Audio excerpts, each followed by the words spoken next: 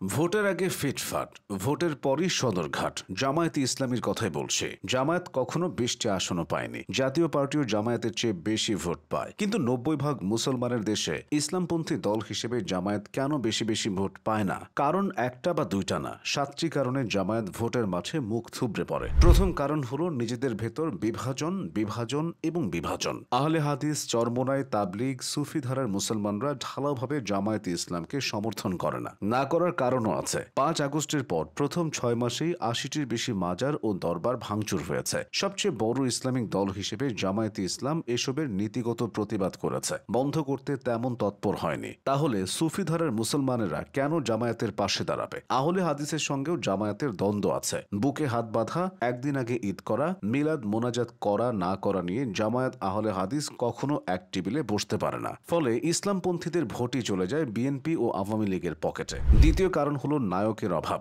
বিএনপিতে আছে মেজর জিয়া, আওয়ামী লীগে আছে শেখ মুজিবুর রহমান। তারা দেশকে স্বাধীন করতে ভূমিকা রেখেছে, আবার স্বাধীন দেশের উন্নতিতে অবদান রাখার চেষ্টা করেছে। ফলে বাংলাদেশের জন্মলগ্ন থেকে তাদের দল বড় দল হয়ে উঠেছে। অথচ জামায়াতের ক্ষেত্রে হয়েছে উল্টোটা। 71-এর মাঝেই জামায়াতের কিছু নেতা পাকিস্তানে চলে যায়, কিছু নেতা চলে যায় আত্মগোপনে। ফলে স্বাধীন দেশটাকে জামায়াত নিজেদের মনে করতে পারেনি। তাই নায়ক তো দূর, তারা পেয়েছে খলনায়ক। মনে প্রশ্ন জাগতে পারে, রাজনৈতিক দলে কি নায়কোচিত ব্যক্তি থাকাই লাগবে? উত্তর হলো হ্যাঁ। উপমহাদেশের রাজনীতিই চলে ব্যক্তি ইমেজের উপর। জিয়াউর রহমান থেকে খালেদা জিয়া হয়ে তারেক রহমান। বিএনপি এভাবেই চলছে, ভবিষ্যতেও চলবে। অজপাড়া গায়ের মানুষ থেকে শহরের শিক্ষিত সমাজের সবাই বেগম জিয়া, তারেক জিয়াকে চেনে শুধুমাত্র প্রেসিডেন্ট জিয়ার কারণে। কিন্তু জামায়াতের আমির শফিকুর রহমানকে কার কারণে চিনবে? তৃতীয় কারণটা হলো গণমানুষের সঙ্গে সংযোগের অভাব। রাজনীতি করতে হলে মানুষের কাছে যেতে হয়। এনসিপির হাসনাত, নাহিদ, তাসনিম জারাদের আজ এই জেলায় তো কাল অন্য জেলায় দেখা যাচ্ছে।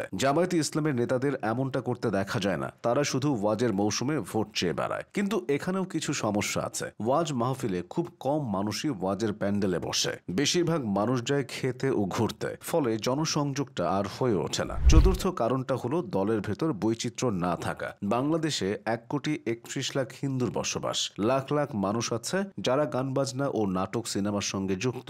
লাখ লাখ মহিলা কর্মজীবী। এই বিশাল বিশাল অংশগুলোর জন্য জামায়াতে ইসলাম কি উপযুক্ত দল? ইসলাম গান বাজনা, নারীদের অবাধ চাকরি এবং ক্যারিয়ার সাজানো বৈধতা দেয় না। ফলে জামায়াতের রাজনীতিতেও তাদের বাঁকা চোখে দেখা হয়। এতে প্রচুর ভোট বেহাত হয়ে অন্য দলগুলোর পকেটে চলে যায়। পঞ্চম কারণটা হলো স্বতঃস্ফূর্তভাবে রাজনীতি না করা। অনেকে যাকে গুপ্ত রাজনীতি বলে। জামায়াত শিবিরের রাজনীতি কখনোই উন্মুক্ত ছিল না। কোনো এক অজানা কারণে তারা রাগঢাক করে রাজনীতি করে। ষষ্ঠ কারণ হলো প্রজন্মগত বিচ্ছিন্নতা বা প্রজন্মের ফারাক। অনেকে বলে থাকেন জামায়াতে ইসলামের রাজনীতি টিকে আছে 50 পেরোনো বৃদ্ধ ও শিবিরের মাধ্যমে। ফলে নতুন প্রজন্মের কাছে তারা ব্যাপকভাবে পৌঁছাতে পারে না। সপ্তম এবং শেষ কারণটা হলো 71 নিয়ে দোটানা। 71-এ জামায়াতে ইসলামী চায়নি পাকিস্তানের অখণ্ডতা নষ্ট হোক, তাই বাংলাদেশের জন্মও তারা চায়নি। কিন্তু 71 পরবর্তী সময়ে জামায়াত কখনো তাদের অবস্থান স্পষ্ট করেনি। সম্প্রতি জামায়াতের আমির শফিকুর রহমান বলেছেন, 71-এ আমরা কোনো ভুল করে থাকলে এবং তা যদি সন্দেহাতীতভাবে প্রমাণিত হয়, আমি জাতির কাছে ক্ষমা চাইব।